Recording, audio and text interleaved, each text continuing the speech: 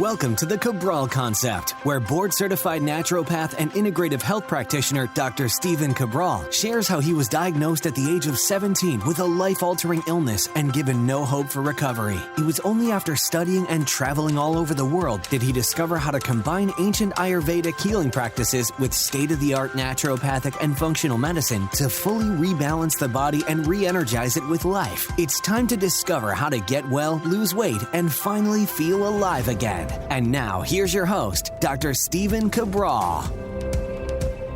Hi, everyone. Welcome back to the Cabral Concept. We're here with a brand new week of the show. Great to be here with you. Excited to start off the week with this brand new topic. One of the things that I've been wanting to share with you lately is just more of the lessons that a lot of people learn much later in their life. Maybe it's in their 40s, 50s. A lot of times it's not until their 70s, maybe even 80s at the end of their life that they're saying, wow, I wish that I knew these things when I was 20 years old, 30 years old, 40 years old, 50 years old, whatever it might be, when there was more time in order to be able to take advantage of youth or energy or the first 2/3 of our life. So a lot of times there are some great postings on social media, and it's okay. These, dozen people were interviewed at the end of their life. Here's what they typically say. And I love those as well. But I also want to look at this from a practical standpoint, because sometimes it's all about, oh, well, you should do this more, like whatever the thing is, insert whatever that is. And it's just not realistic all of the time. And that's simply not shared with people, meaning like, of course, you'd probably like to spend all of your time doing what you love. Maybe it's traveling, or maybe it's all of the time with your children, or all of the time with your partner or spouse. And like, you want to spend more time with them. I get it. I understand that. But we also do live in the real world. So that's why I want to bring the real world into it, because, if you don't have the means to spend all of your time traveling, well, you're not going to be able to spend all of your time traveling, right? So I want to look at this from a little bit more of a real world perspective. I love the Mondays to be motivational. There's no doubt about it. But we also have to get in the mindset of success. And the mindset of success is understanding and knowing and believing that you can achieve anything. But the anything, right? The anything is your goals, what you want to achieve. We need to say, okay, if you want those big goals, well, we have to trade something for it. And so we're going to be talking about that a little bit here today. I've titled this so don't learn these 5 lessons too late in life. So I'm always going back every single week saying, okay, what am I missing? How can I get better? And again, not getting down on myself like I used to back in the day, but now trying to be a little bit more supportive of myself, right? I need to support me. If I'm not going to support me, who is? And so that's really how I look at it, and never let any week go by without kind of keeping the main thing. So let's get into it. The number one, the first lesson that we need to keep in the forefront of our mind is this, because it's the most difficult. It's that what you do today pays dividends later in life. So let's think about that. Let's think about it from the perspective we don't want to think about it first, but it's also from a negative perspective. For example, if you are eating poorly, not getting a lot of sleep, in argumentative relationships, you're not moving your body, right? What is that going to lead to? Well, it's going to lead to poor health, being out of shape, being stressed, becoming diseased, all in the future. How closely will that come in the future? Well, it really depends on how poorly you're taking care of all of the main areas of your life right now. And again, I'm not here to judge you. I don't even want you to judge yourself. But I want you to take an inventory of the areas that you're doing well in life and the areas that you're not doing well. And if you're not doing well in them, you do have to look at it, which is called a negative future projecting, as to if you don't move your body and you're gaining weight, we know that leads to inflammation, and we know inflammation is in 90% or implicated in 90% of all disease. Well, it's going to lead to some type of dis-ease in the body or mind, maybe 6 months from now, maybe a year, maybe 10 years, but that's the path. So we need to look at that. However, I approach the situation, the subject, a little bit differently as well. I like to say, okay, what are my main objectives? What are my main goals? And if my main goals are health, for example, I need to say, okay, well, what is the food that I'm eating right now? 9 out of 10 meals Is it on point? Is it where it should be? Am I exercising more days than not each week? Am I getting my around 8 hours or so of sleep every single night consistently? Am I getting in bed around 9:30, 10 p.m. at night? What am I doing in my relationships with family, with friends, with my 2 daughters, with my wife? How am I taking care of those? What am I doing for overall stress in my job? Do I love my job like I did 6 months ago, a year ago? If not, can I change these things? And so that's really what I'm asking you to do, is simply to look at what are you doing right now? Because it's difficult when you have a goal and they're lofty goals. Like, for example, someone wants to overcome an autoimmune issue. It doesn't happen overnight, but the things that you do today and tomorrow eventually get you where you want to be 3 months, 6 months from now, which is being dis-ease free, right? What about 100 pounds of weight loss? Well, it's not a bad thing that you can't lose all 100 pounds in a month. And here's why. Because you need to learn the lessons, not in a negative way, but learn the lessons as to what works for your body in order for you to be able to lose the weight. Because after you've learned the lessons, you're most likely not going back, because you understand what your body does and how it works now and how it's able to keep the weight off. And that's a really beautiful thing. It is, because you've learned now about your bioindividuality. You know how sensitive you are to certain foods, to eating before bed, to not moving your body. So you get to learn these things, right? Or maybe you have your goals set on a career. Like, I work with a lot of health coaches, integrative health practitioners. They're working in another job right now. They said, I would love to be a part-time or full-time certified health coach. Great.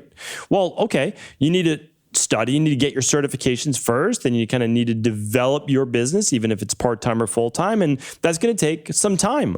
But when you do, well, look at the career that you're going to have. But all of these things, all these, they're glamorous goals, so they're great goals to have. But it's non-glamorous activities that take place every single day that get you to that glamorous goal. So what I want you to look at is that it's what you do that's really boring, that are just daily repetitive tasks, like eating the right foods for breakfast, lunch, and dinner, moving your body for 30 minutes a day, getting your 10,000 steps, right? Like, it's going to bed at a healthy bedtime. And it's all of these things, right? Studying for 30 minutes a day. That's what gets you to your goals. So just think about it this way. The big goals that you have all manifest themselves by doing the daily mundane tasks that allow you over time to achieve what you want to achieve. All right? So don't get down yourself if one day you're not already there, because it takes days on top of days, and it's the consistency that pays off. Number 2 is this, that no matter how bad your life situation right now, in terms of health, in terms of body transformation, in terms of family or relationships, in terms of spirituality, in terms of career, that things will get better. Now, they'll get better for 2 reasons. One is that in time, as I'm sure that you've heard before, time heals all wounds. Now, I don't know that it always heals all wounds, but what it does is it allows you to look back with more perspective. It allows you to look back with a little bit more of a gentler mindset, a little bit of a gentler heart, and that enables you to see situations differently. I know that that's certainly been the way in my life for sure as well. But also, and this goes back to the first lesson that we just learned, is that if your situation is not good right now, you can only control what you can control, and what you can control, you should work on. And you do work on that daily with whatever you can do to improve your finances, improve your relationship, improve your health, improve your body, improve your spirituality. And you can do that by simple things on a daily basis. So that was number 2. And it's a big one, because when I was sick for a decade and I would relapse after relapse after relapse, I lost hope more times than I could possibly count. But what I realized many years later is that I continued to just simply put one foot in front of the other, and eventually I learned enough lessons to get well.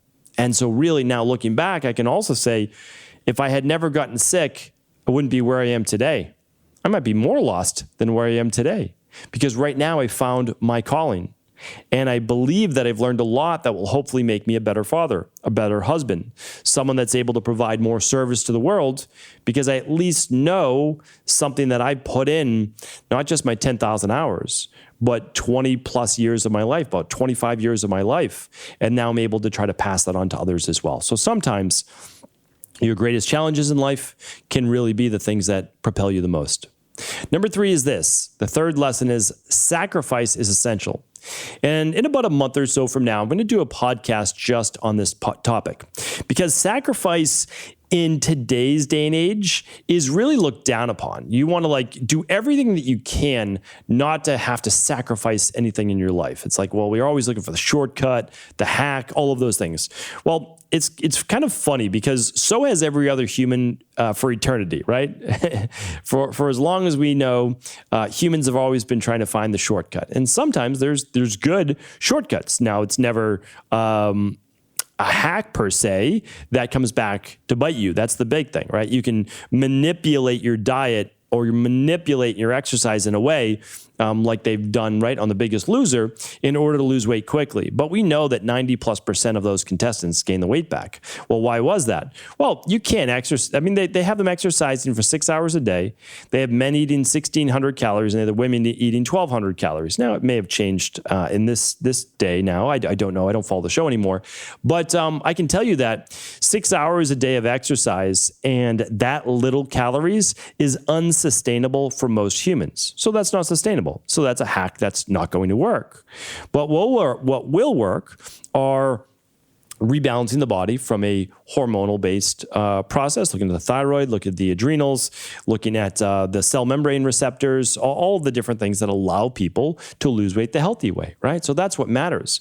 But typically, in order to achieve a real goal, right, a goal that's a little bit extraordinary, that means that not everybody's going to achieve it, and that's because not everyone is willing to put in that sacrifice.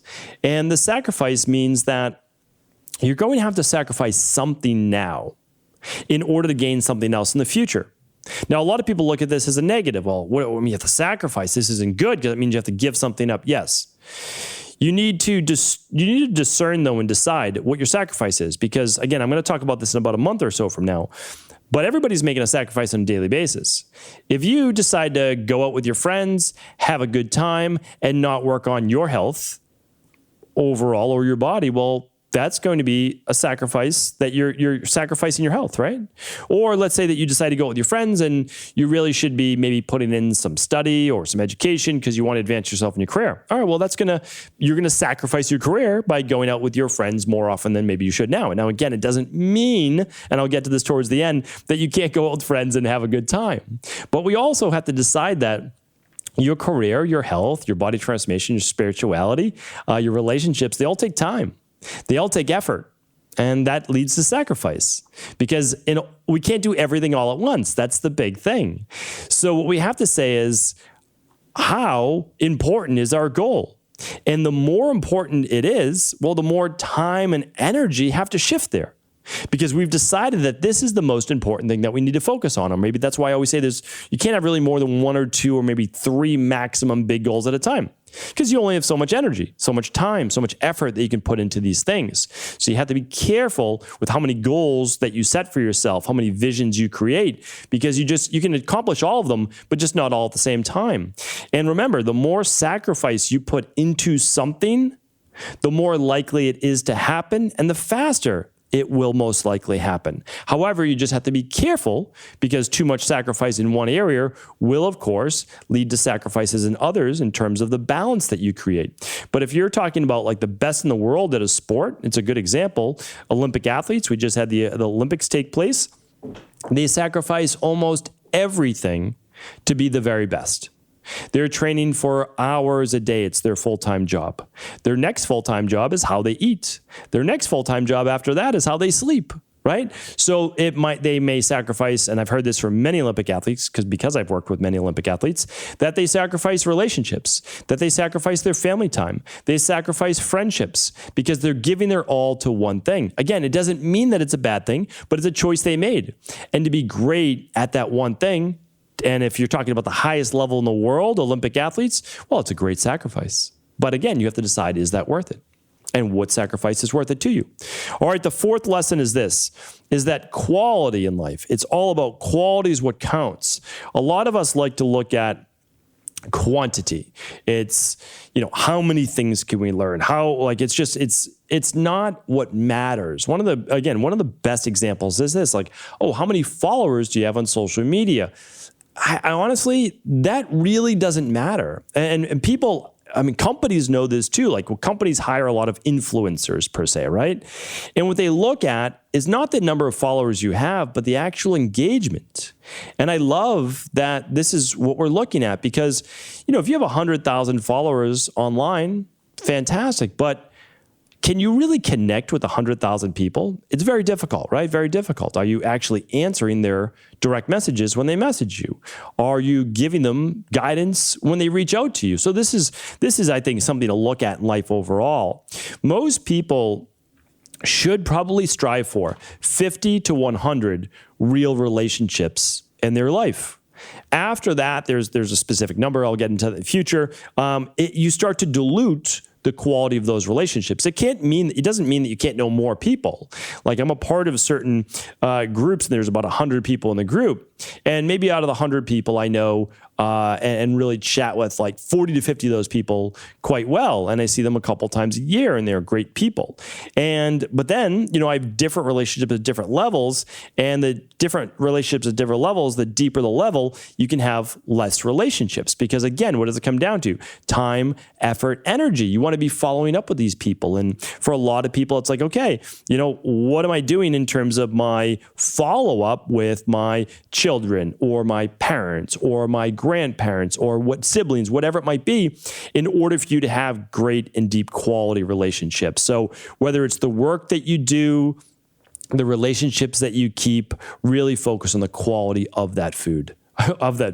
My mind right now is on food. It is on health. It is on exercise, of course, because that is my forte. And what I was going to say, so I might as well bring it up now, is that when you look at your overall food intake as well, it's all about quality, not quantity. So a lot of people are like, oh, well, I need, I'm going to have this big salad. But the truth is that if you focus on more organic vegetables and organic-based nutrients, you actually get more nutrients out of organic food from a micronutrient level, not macro, but micro, than out of conventional-based food. So you have to understand it really in all aspects of your life, even eating, that quantity is not as powerful as quality. Always focus on the quality. And the last lesson is this, and I always go back to this because this is how you personalize your life, how you make it your own. So I'm always talking about bioindividuality in terms of health, and that's because we're all human, yes. And we all need certain foundational protocols, yes.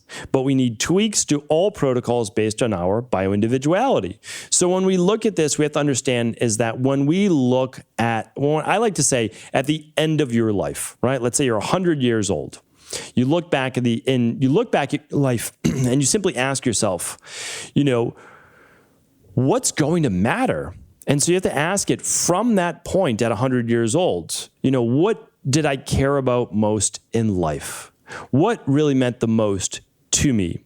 And you're going to get different answers based on the individual, but even right now at 30 years old, 40 years old, 50 years old, 60 years old, you're going to be able to answer that. You will. If you really look deep down inside of yourself, you will know the answer. As long as you're not trying to say, well, this is the right answer. No. Don't think about the right answer.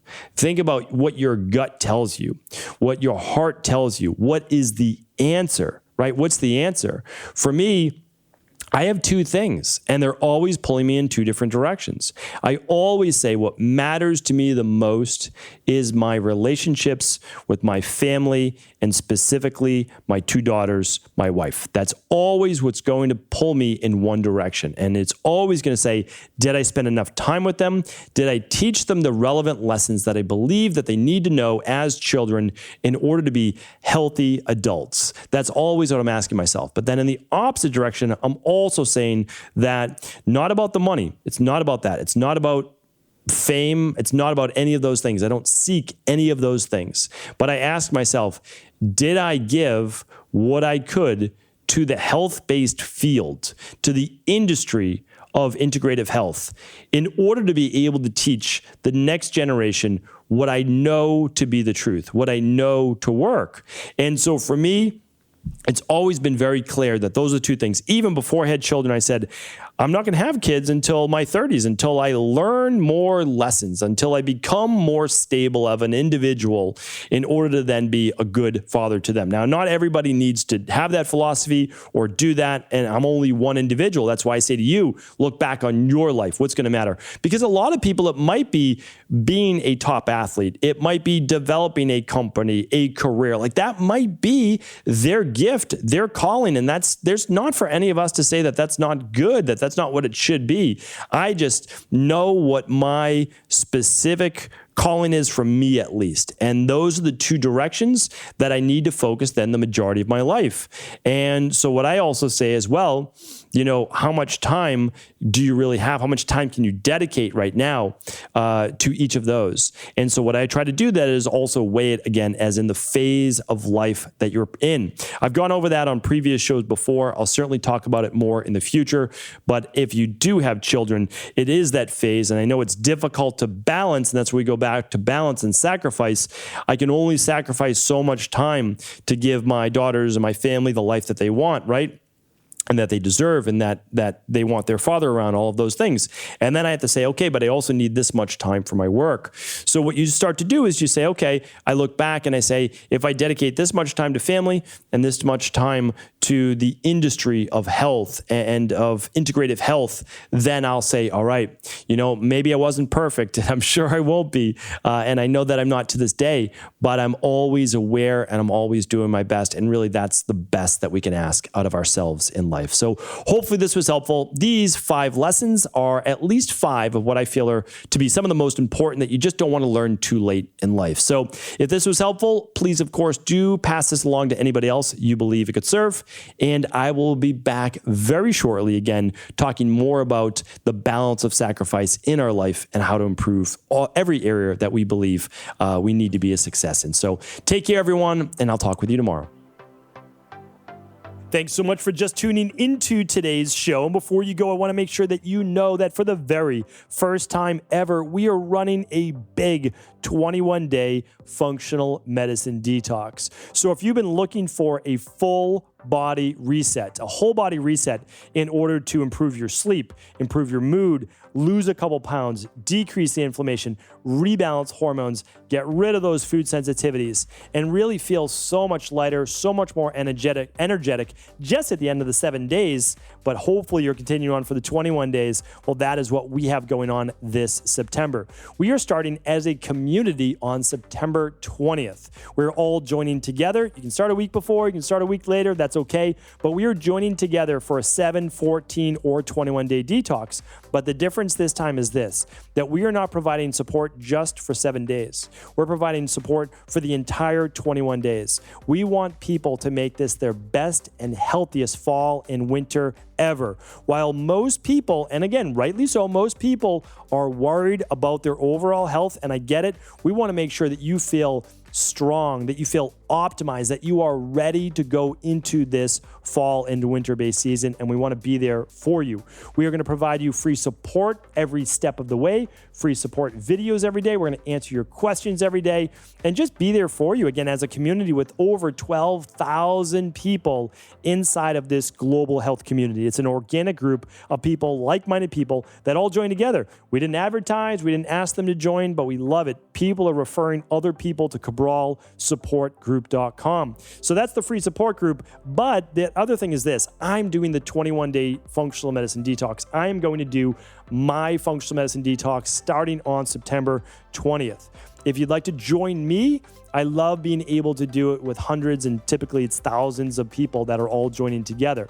So what I'm going to do is I'm going to put together this offer at stevencabral.com/detox. It's just Steven with a PH, so it's STEPHENCABRAL.com/detox. What you're going to get right there is you are going to get the free detox course valued at $300, the free support for life inside of the Cabral support group. If you're not already a member, you are going to get a free detox as well, meaning we're doing a buy 3, get 1 free. So it's a $100 value, completely free for you while supplies last and during this week. So all this week, while supplies last, head on over to stevencabral.com/detox to save $100 and join us this September on your own 7, 14, or 21 day detox. Take care, everyone. Let us know if there's any questions.